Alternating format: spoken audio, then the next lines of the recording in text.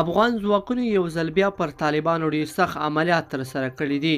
هوایي بریدونو او تیرو سرتیري ساتونو کې طالبانو ته څومره مرګ ژوبله اوښتې ده، څومره تلفات یې لیدلي دي، جزئیات یې په ویډیو کې وګورئ او چینل سبسکرایب کړئ. لیدونکو السلام علیکم، ستړي مه شئ.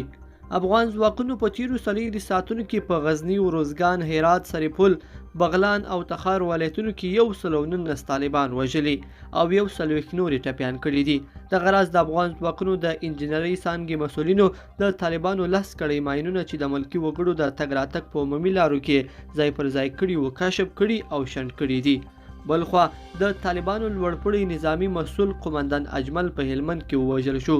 عبدالعلي خالد مشهور په مولوي اجمل د طالبانو د مشهور قومندانانو له ډلې څخه و چې لویو ترهګریزو بریدونو کې لاس درلود او القاعده سره نږدې اړیکو لرلو په تړاو د بګرام په زندان کې بندي و چې د افغان دولت لخوا د سولې د شرط له مخې د 15,000 طالب زندانیانو په ډله کې د طالبانو په غوښتنه افغان دولت له بګرام زندان څخه په دې شرط آزاد کړ چې د جګړې لیکو ته به نه ځي. خو یاد قومندان آزادېدو سره سم له کندهار ولایت د بلوچستان سرخار کوټې ته ولاړ او هلته د کوټې شورا د هلمند ولایت عمومي نظامي مسؤل وټاکل شو.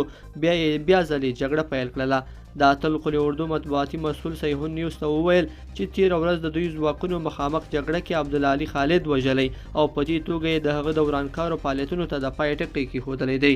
لیدونکو په دې هیله چې دا مطلب به مو راسره تر پایه پورې لیدلی وي.